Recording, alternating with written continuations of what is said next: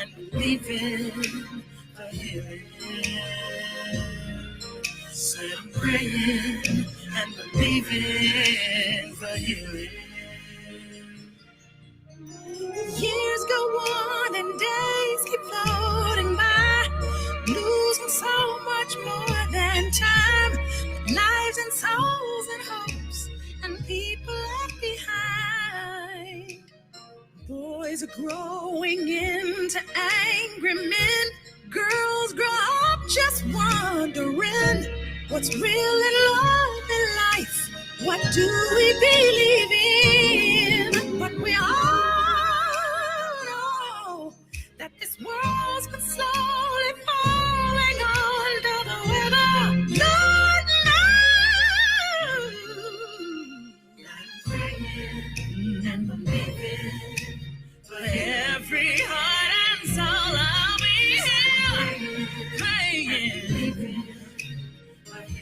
It came across my mind, and I want you to know I'm praying. It's the answer.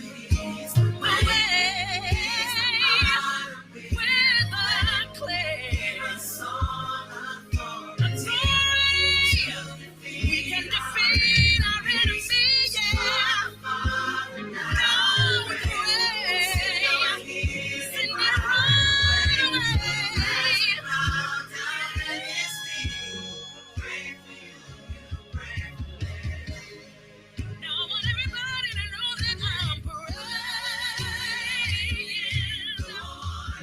Just know that I'm somewhere calling out your name. For the lonely and the broken and lost. And for every mother praying for a child to come home. Hallelujah. And for everyone that is sick in your body, I declare healing right now. I declare peace right now in your mind. Pray. Pray, church. We need healing in our churches right now. Pray. I declare every chain is broken right now. Chains of addiction, chains of depression. Pray, yeah. Said I'm praying for power. Praying for justice, praying for victory. You can do it, Jesus. Help us, Father. Father, Father, Father, Father. Woo! Now if my people who are called by my name will humble themselves and pray and sing more praise and turn from the wicked ways of Lord. Yes, I'll hear you.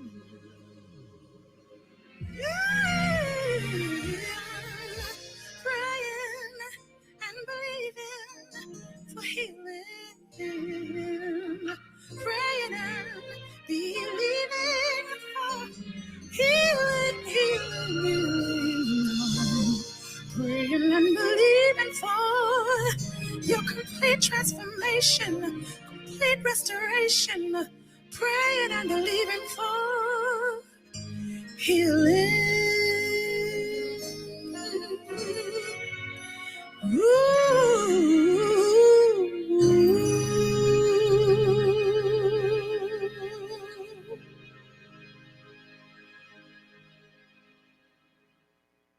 DMJ! I got it, I got it. Yeah. We got it, we got it.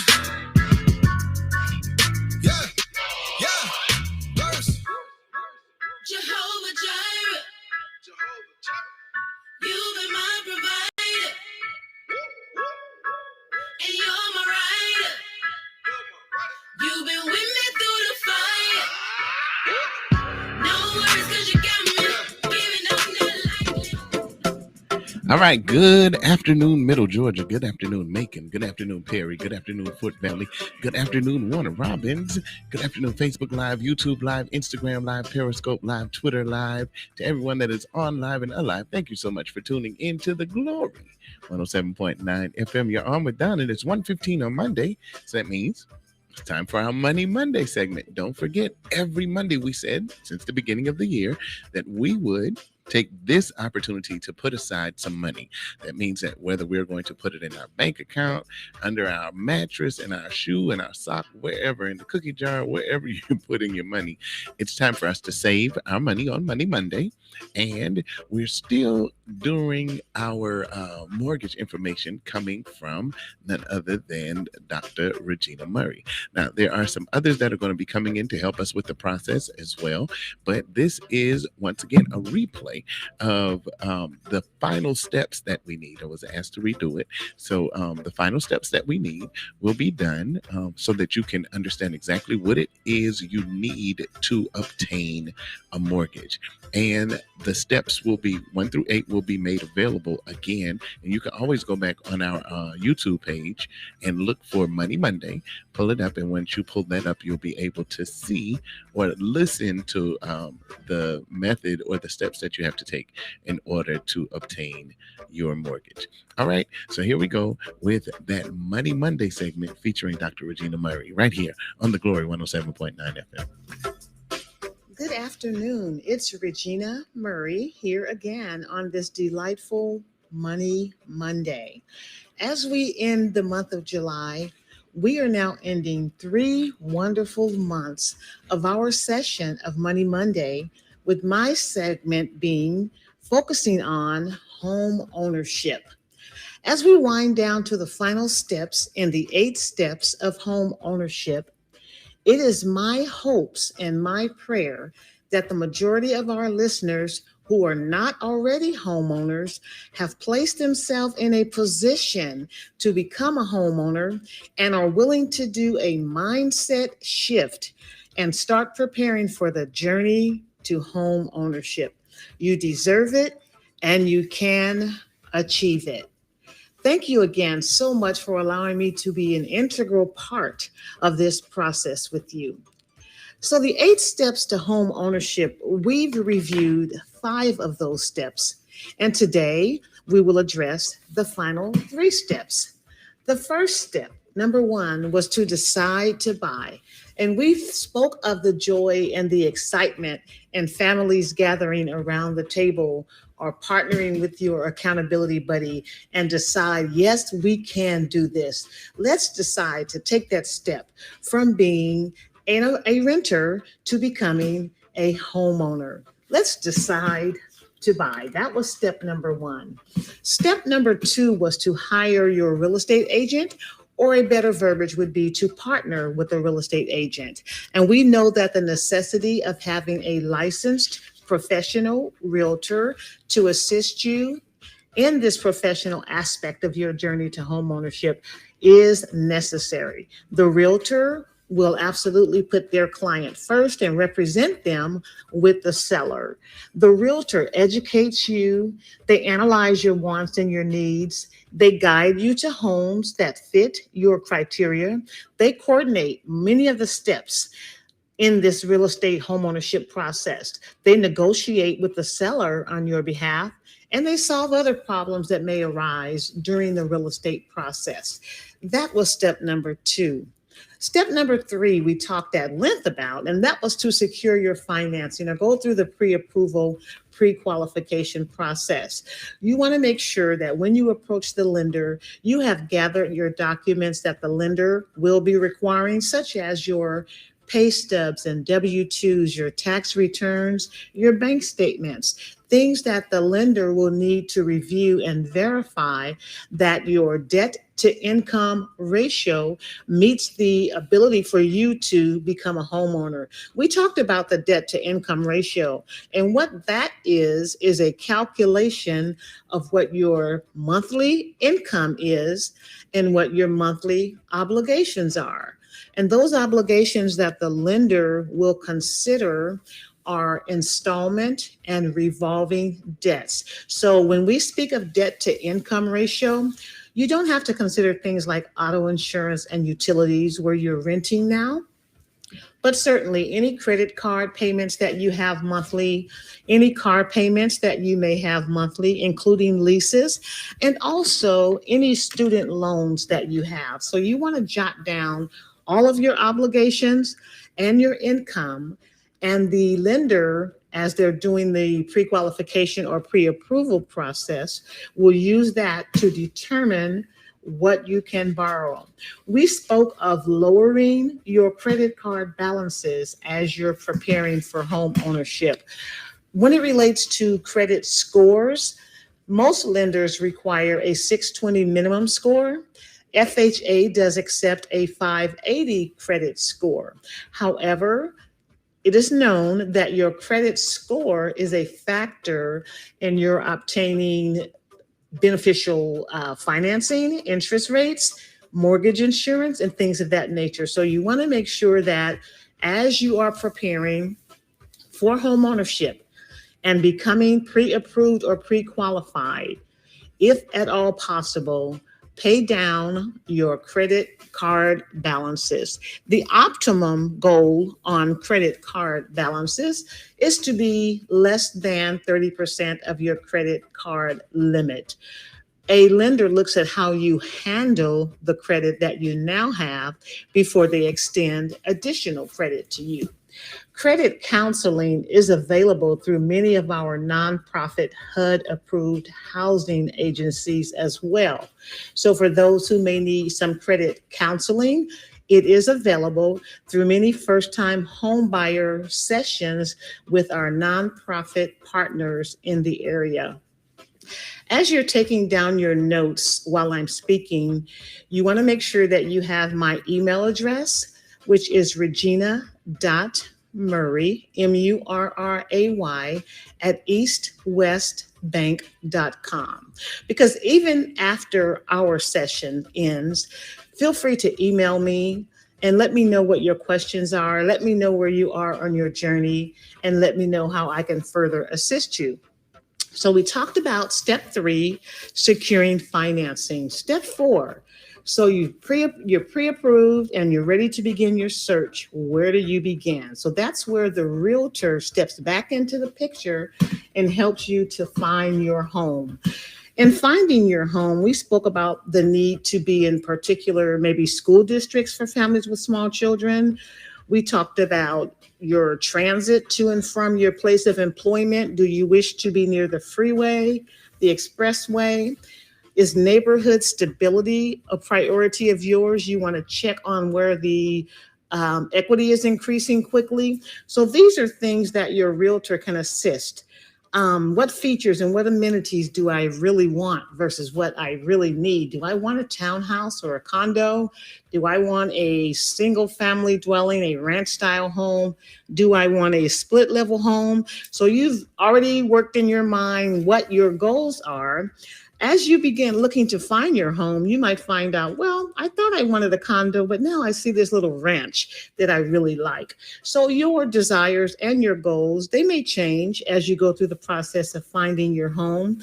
But the good news is, if you've already been pre-approved or pre-qualified, have already begun your conversation with the lender, you are almost there. The realtor can assist you in finding that home. So the location, the size, the condition, the neighborhood, the features, the amenities, a freestanding home, a condo, a townhouse, a resale property or new constructions, the potential for expansion. You may have a large lot, but a small home, but in future years, you can add to that home. So again, the realtor, once they know what your desires are, they can help you.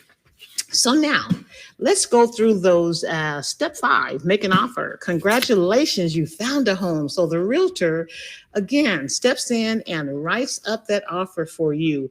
You as a consumer would not have to have a conversation with the seller of the property, but your realtor, again, the professional person that's partnering with you on this journey, is going to present that offer to the seller for you.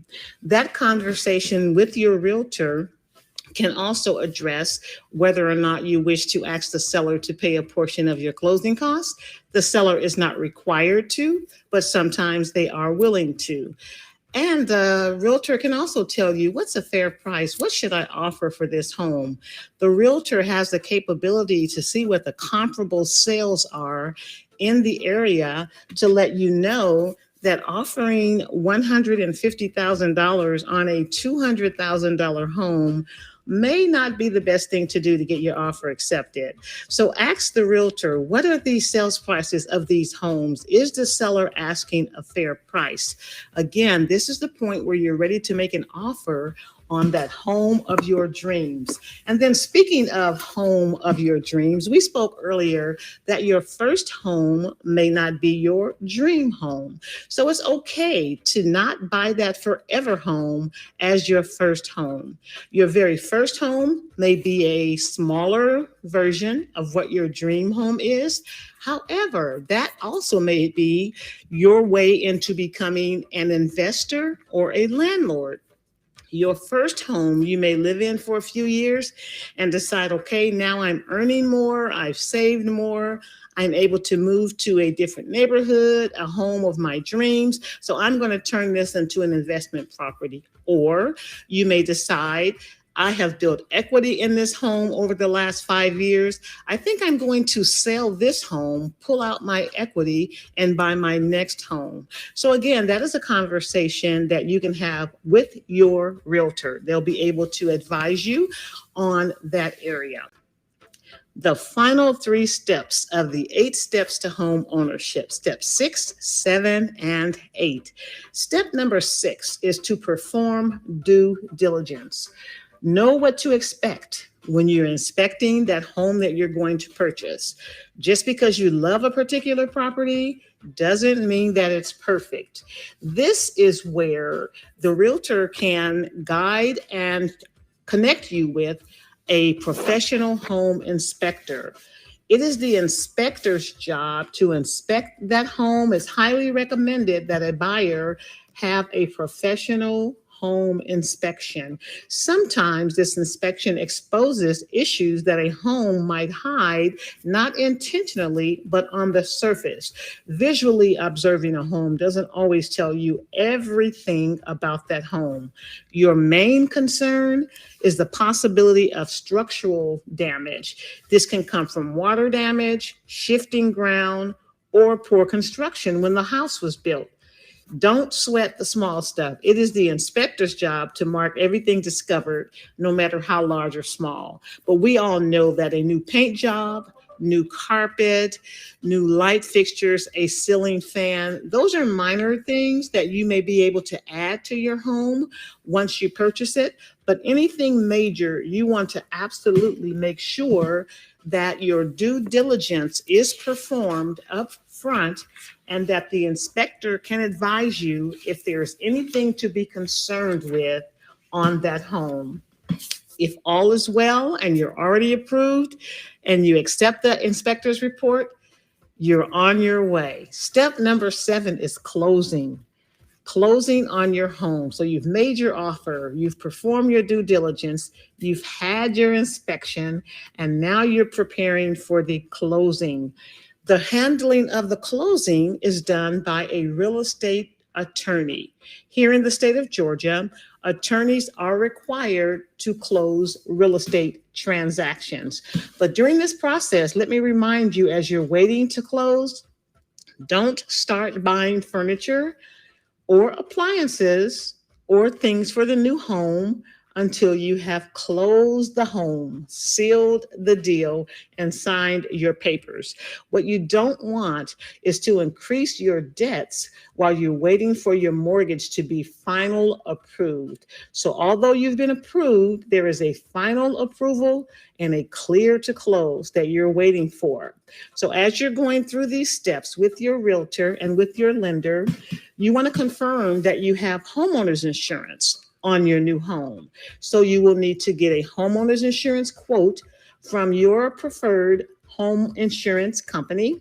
And then you will review the settlement statement that the lender and the attorney have prepared for you. So you will see exactly what your closing costs are. Your closing costs are in addition to your down payment. The closing costs are the fees that the attorney charges to close your transaction, to handle that aspect, and also to pay in advance your property taxes and your homeowner's insurance for the incoming year. So remember, as you're saving for your home purchase, you want to add a cushion, because there is something called escrow or impounds, where you can pay your taxes and insurance and with your monthly mortgage payment. The principal and interest portion of your payment goes to the bank. The taxes will go to the county tax assessor, and the insurance will go to your homeowner's insurance agent. The closing attorney will collect those fees from you at closing.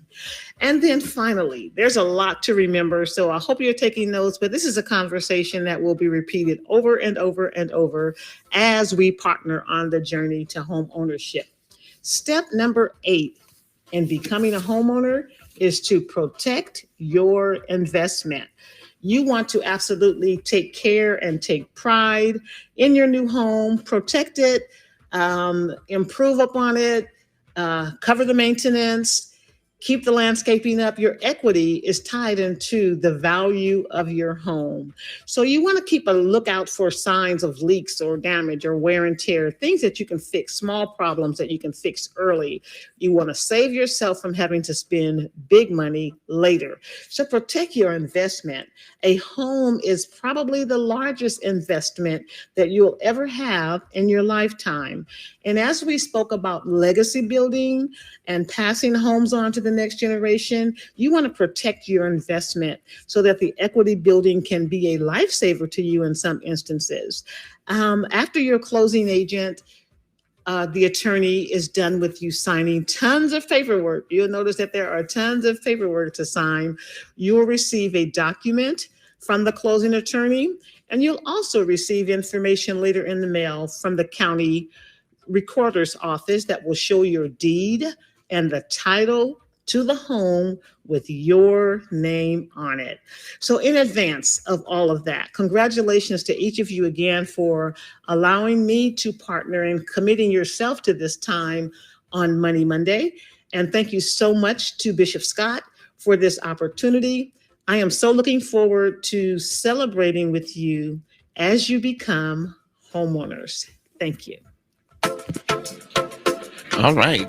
That was Dr. Regina Murray with our homeowner segment, okay, and helping us go from rentership to ownership. Now, the process we've been going through is 8 steps that she's taken us through, and there are some other caveats that she wants us to understand. So there are some other people that she'll be bringing in to assist with understanding the process, like a realtor and rental insurance people and things of that sort. So we'll have all of that that we will have to go through just to make sure that we're doing it correctly. And if you are actually doing the program and you're going from rentership to ownership, reach out, let us know so that we can help you get through the process as easy as possible, so we can direct you as you would possibly need to be directed to the proper person to help you with certain situations. Let us know so that we can get you from rentership to ownership. It's very doable to obtain a mortgage. It's very much so a reality that you can go from renting to owning, and we want to change our mindset. That's why we're saving money together, so we don't have to ask for anyone for a down payment. We'll have it. We'll have some money set aside. We can do some things. That's what we're doing as a community. So if you are doing that, reach out to us, let us know so that we can actually get moving in that direction and help you and get you in touch with the ones that you need to be in touch with. Make sure you put your money aside. It is Money Monday, so we want to make sure we put our money aside as we are supposed to, so that we can, at the end of the year, have our savings together. All right, got some more good gospel music coming up for you, but right after these messages, don't forget, at 2:15, we're going to be on with the Tee and the First Lady of Hype. So don't forget that. Got some more good gospel music coming up for you. You're tuned into the Glory 107.9 FM.